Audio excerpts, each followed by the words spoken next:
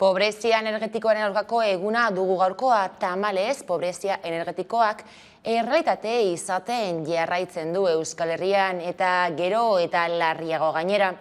Oro har energiaren prezioa 30% baino gehiago handitu da urtarrilean iazko datuekin alderatuta.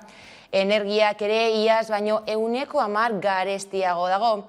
Guzti horrek elikagaiei ere eragin die iaz baino 5% garestitu dira. Bilbon gainera agerraldia egin dute hainbat eragileek eta batik bat parte hartu dute sukaroriak eta ekologistak martxanek. Haiek salatu dute energia eskubidea izan beharko lukeela.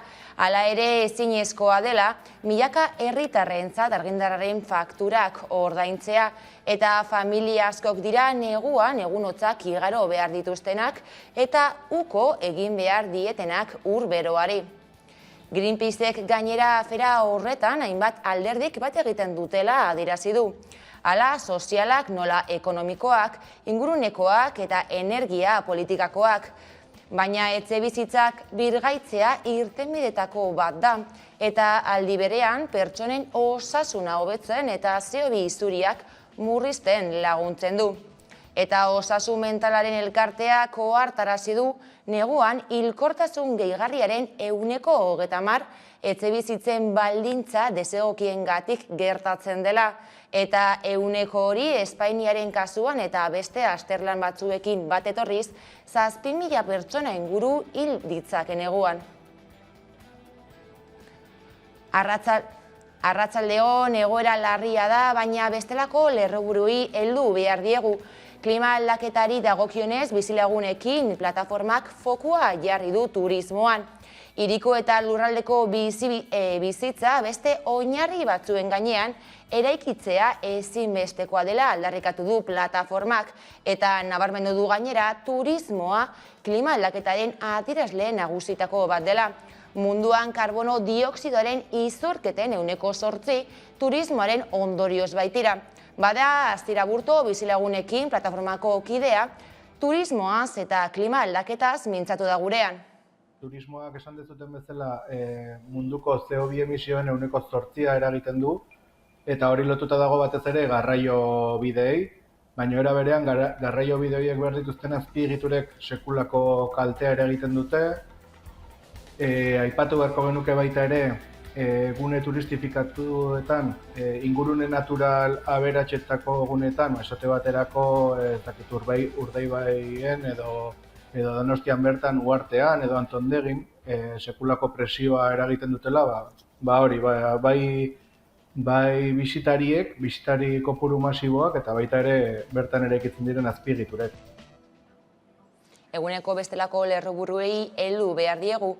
Hego Euskal Herrian, ELA, LAB, Hiru eta Kurpil sindikatuek protestak deitu dituzte garraioetako langileek 60 urteekin erretiroa hartu ahal izateko.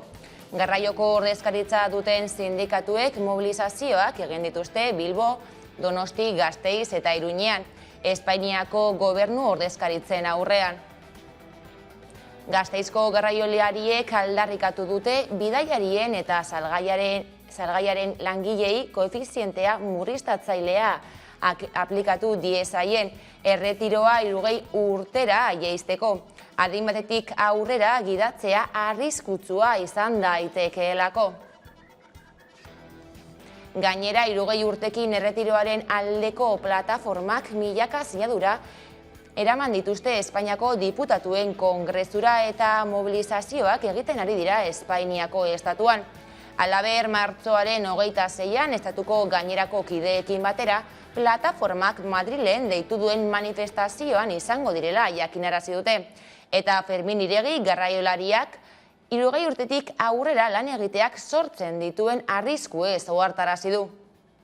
Argi dago, egiten dugun lanagatik arriskutsua dela, bai gure osasunarentzat, bai bidaiarentzat ere adin batetik aurrera gidatzeko lanekin jarraitzia. Ezbehar tasa oso handia da eta laneko asentismo tasak izugarri igotzen dira jasaten ditugun lan baldintzen ondorioz. Politikan berriz Parisko dei auzitegian zita du Egoitz Urritiko etxeak, epaiketa duela 30 minutu eskaz hasi da. 2005ean etako kide gisa helburu terroristak zituen gaizkile elkarte batean parte hartzea leporatzen diote. 2010ean epaitu zuten eta 6 urteko zigorra eman zioten, baina orduan epaiketara agertu ezenez atzilotua izan ondotik epaiketa berriz egiteko eskatu zuten. Eki Erremundegi Berriako kazetaria epaiketaren jarraipena egiten ari da eta adierazi du defentsako abokatuek Egoitz Urritiko etxea errugabea jotzeko eskatu dutela. Fiskaltzak aldiz afera berriz instrukziora bidaltzea eskatu du, baina epaileak izango du azken hitza. Kulturari dagokionez Bilboko inauterien egitaraua eta aurtengo farolin eta faranbolaz aurkeztu dituzte hiriko udalak eta konpartzek. Ibon Kotero musikariak hartu du aurten farolin papera eta Gema Martinez aktoreak sarandolesena. Txikitik handira gaiarekin mozorrotzera gonbidatu dituzte bilbotarrak eta pandemiaren ondorioek oraindik ere eraginda pandemia aurreko ekitaldien ahalik eta antz handiena eman nahi izan diote antolatzaileek proposamen ugari eskainita. Guztiak aire zabalean izango dira, baina jende pilaketak gertatzen diren lekuetan maskararen erabilera derrigorrezkoa izango da. 50 bat proposamen prestatu ditugu publiko guztientzako. Otsailaren 24tik martxoaren 1 arteko aldirako uriko hainbat agertokitan.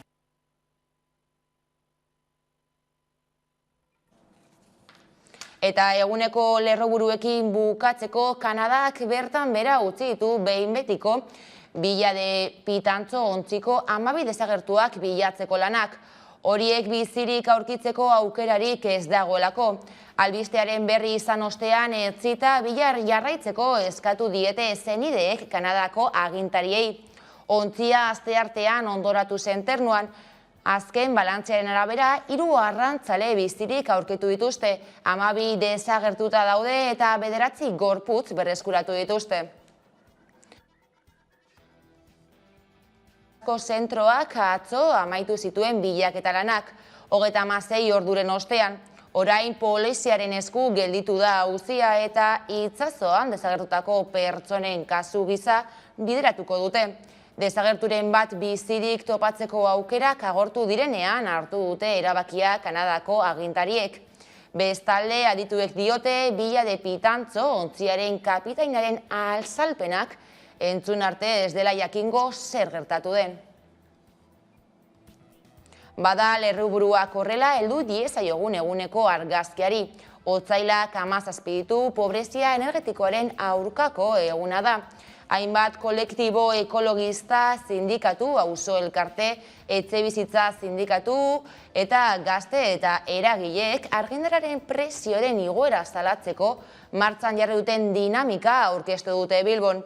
Zehazki Euskal Herrian etxebizitza gune handiena dagoen hiriburuan. Tamalez, pobrezia energetikoak errealitate izaten jarraitzen du Euskal Herrian eta gero eta larriagoa gainera.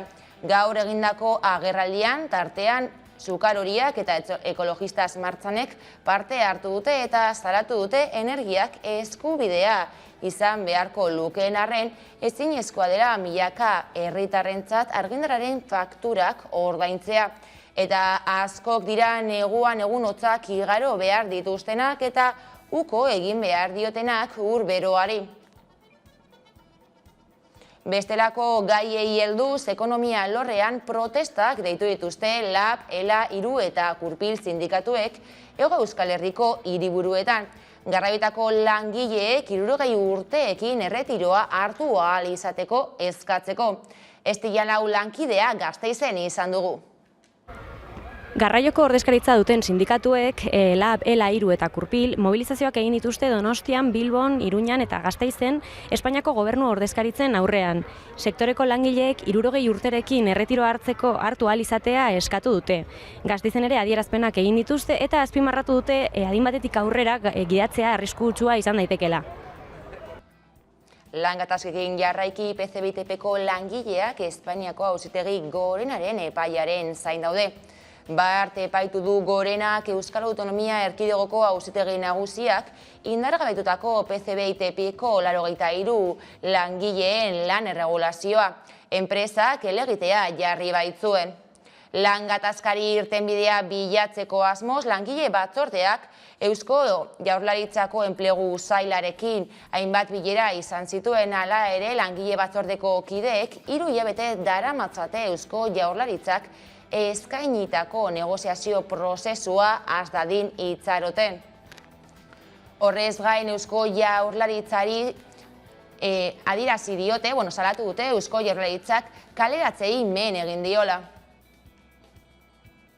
Eta Galdakaoko Masan Lergai multinazionaleko langileek greba mugabeari ekin diote.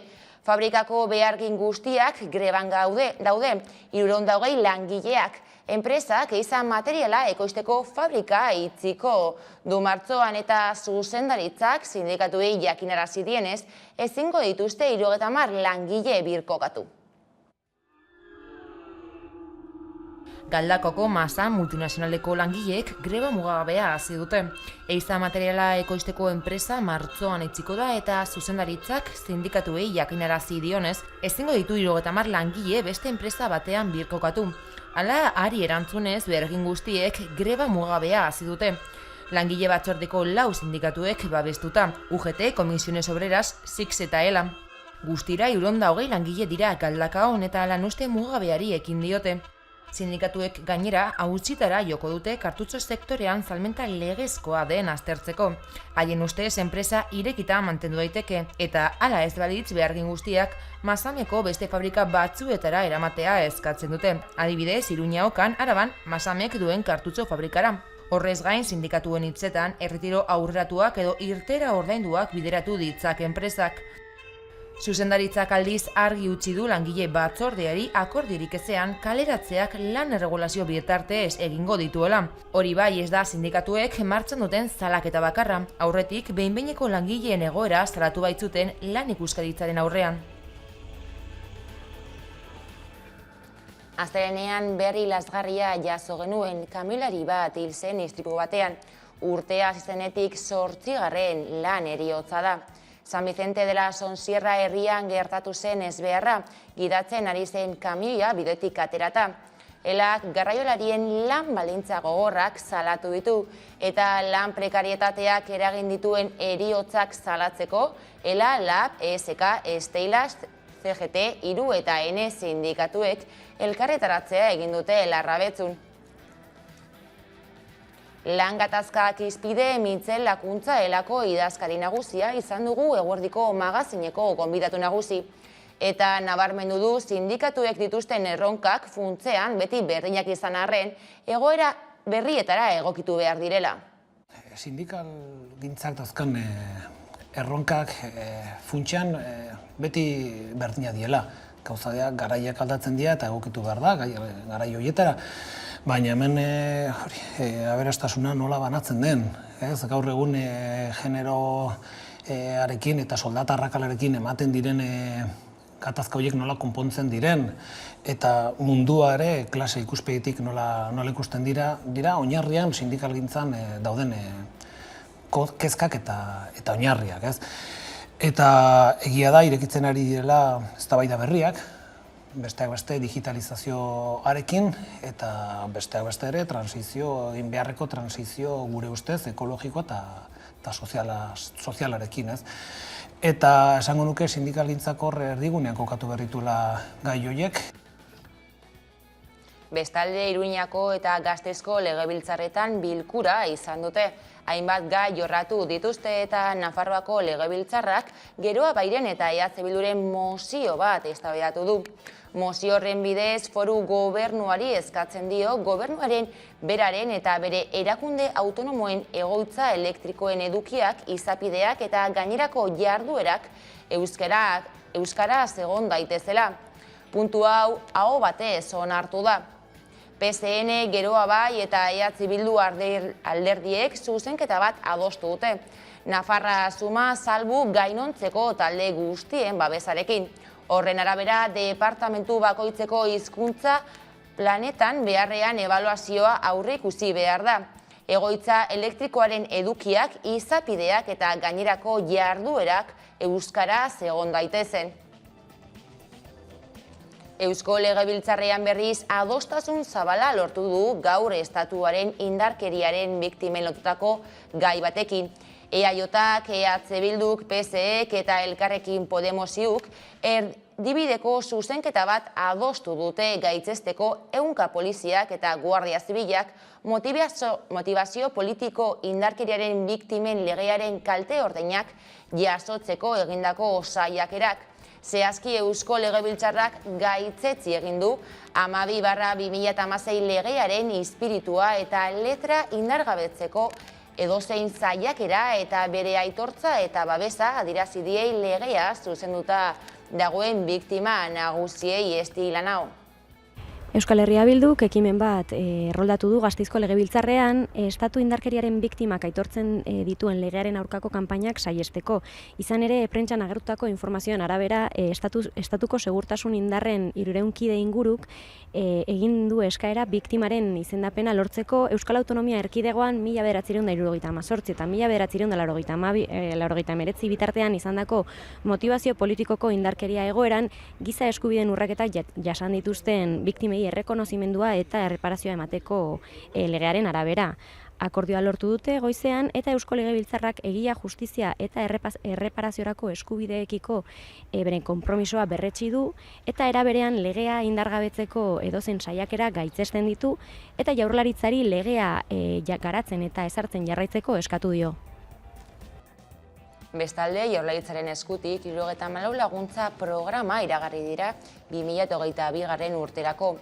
Diru gehiena ikerketa eta garapena eta trantsizio energetikoa laguntzeko izango da. Jardunaldien bidez aurkeztuko zaie katalogoa sektorei. Udane Arbeo. Eusko Jaurlaritzak enpresa txiki eta ertainentzako 2022ko laguntza plana aurkeztu du. Plan horretan 74 laguntza programa biltzen dira eta horien helburua da ekonomia suspertzea eta kalitatezko enplegua sortzea, arreta berezia eskainiz Euskal Autonomia Erkidegoaren garapen jasangarriari. Digitalizazioan, eraldaketa energetikoan eta klimatikoan eta sozialean. Gero eta gehiago enpresa handiak traktore direnak eskakizun horiek dituzte eta gure txikiak ere hor behar dute izan. Laguntza horiekin 590 milioi euro banatuko ditu aurten Jaurlaritzak. Enpresengan jarduera ekonomikoan eta enpleguan zuzenean eragingo duen dirua. Iaz baino 1,5 gehiago, eta horietatik 100 milioi euro inguru energiari lotutako Europako Next funtsetatik etorriko dira. Eskari handia bada aukera zabalik utzi dute dirusaien bat handitzeko. Oraingoz dirusaiaren 170 baino gehiago ikerketa, garapen eta berrikuntza programetara eta trantsizio energetikora bideratuko direla aurreikusi du Jaurlaritzak. Industria, nazioartekotzea eta landako eta itsasertzeko ekonomia eta enplegua sustatzeko inbertsioak ere lagunduko dira. Euskal enpresek Euskadi indartzen jarraitu behar dute. Euskadi indartzen duten heinean enplegua sustatzen dutelako, eta bertan egindako lanak baita ere nazioartean eragina izan behar du. Eta nazioartean egiten denak Euskadin izan behar du. Gauzak honela ekonomia garapeneko sailak sektorekako 3 jardunaldi antolatu ditu otsailaren 23, 24 eta 25 laguntza programak enpresa txiki eta ertainei azaltzeko. Dagoeneko 1.400 enpresak eman dute izena jardunaldi horietan. Eta hilabete igaro da A026 errepidean Bergara eta Beasain artean bidezaria martxan jarri zutenetik jendarengan haserrea piztu du eta hainbat izan dira azken hilabeteotan egin dituzten mobilizazioak. Esate baterako larun baterako beste manifestazio bat deitu dute Bergaran. Udane Arbeo.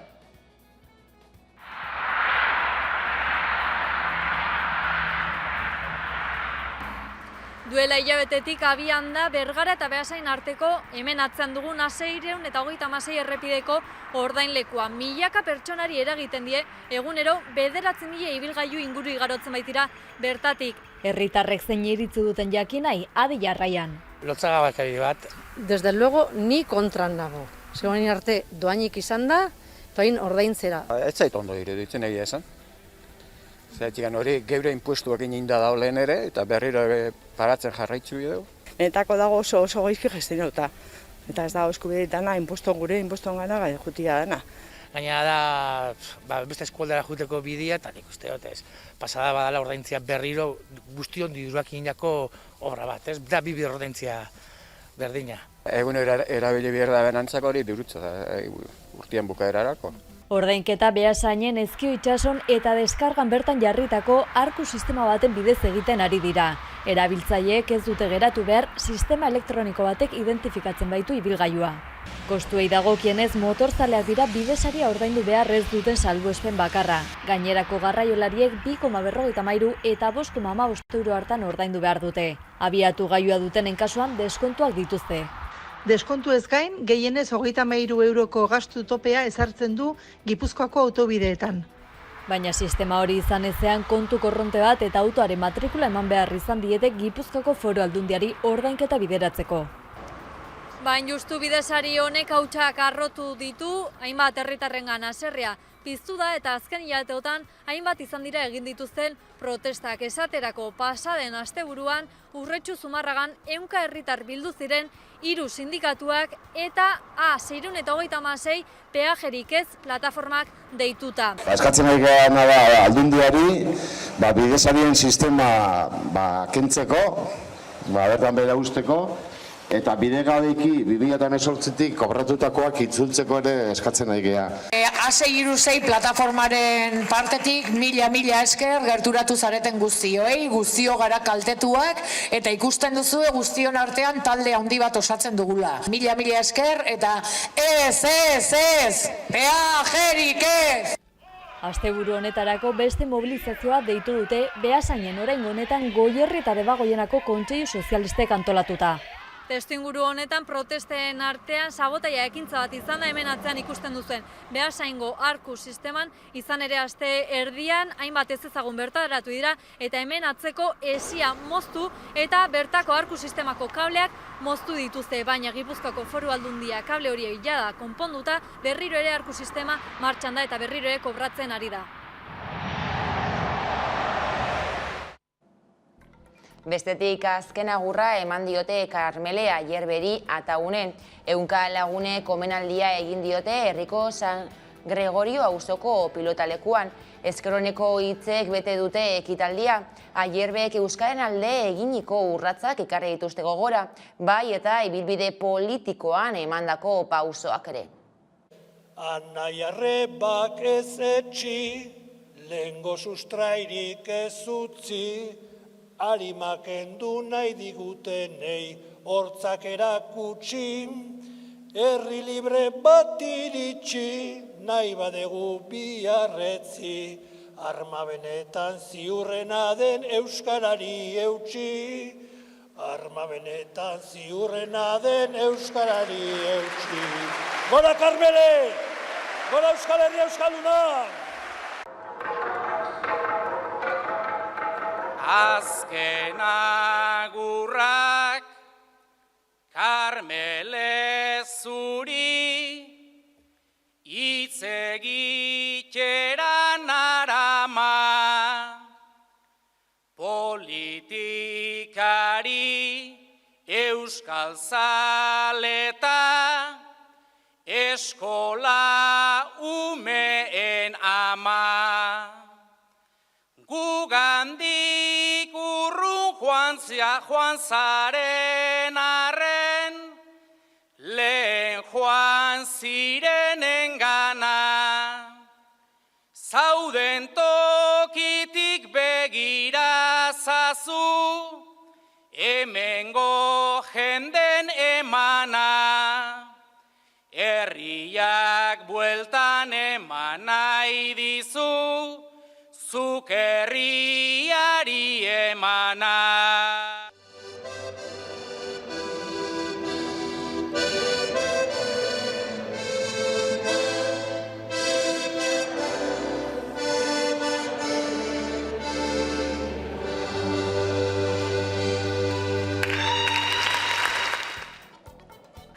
Eta etzeko kontuekin hitzordua dugu gaur musika zuzenean saioarekin. Ostegunero legez gaueko 8 eta 4 edota 10. Gaurkoan Wood Strings taldea izango dugu protagonista. Ikus dezagun saioaren aurreapena.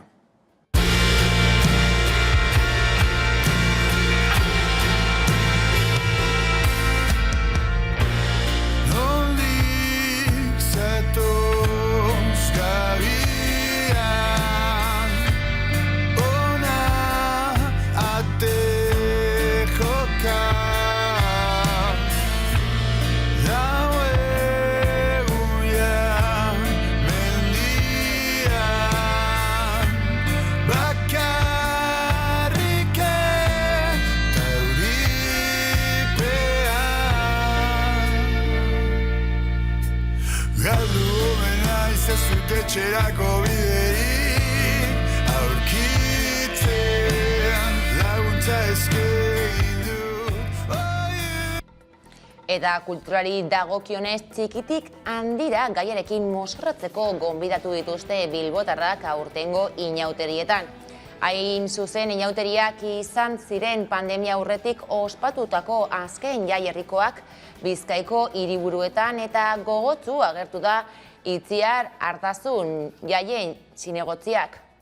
Izan ere, txikitek handira da jai batzorde mistoak aukeratutako gaia. Eta gai hori aurtuta mozorrotzeko deia egiten dugu. Azken urte biotan gauza txikiak handi bihurtu direlako guretzat, faltan izan ditugunak eta itzialdia gozarazi digutenak kendu digutelako. Anima zaitezte mozorrotzera, gora Bilboko aratuzteak. Egitaragoaz gain, aurtengo farolin eta zarambolaz aurkeztu dituzte hiriko udalak eta konpartzek. Ibon Kotero musikariak hartuko du aurten farolinen papera eta Genba Martinez aktoreak zarambolazena. Jairik ausartenak direzen jauteriak edo garatuzteak, baina nik uste dut, kasu honetan, ausardia erakutsi dabela jai batzordeak, udalak eta Bilboko hiriak berak. Sekulako ausardia, pandemia hasi izan duela 2 urte justu aratuzte batzuen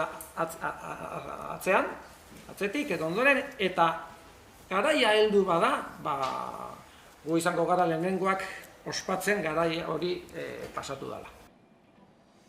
Eta Anestesia Metal taldeak kantu berri batekin aurkeztu du 2 urtez atzeratu ostean datorren astean hasita abiatu duten Feniz Bira.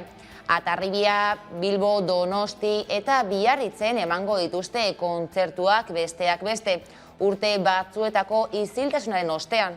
Feniz izeneko kantuarekin usten zaituztego.